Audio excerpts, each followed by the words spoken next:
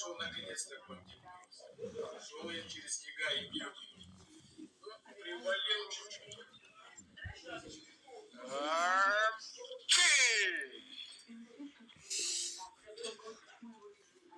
Вот это чего дедушка.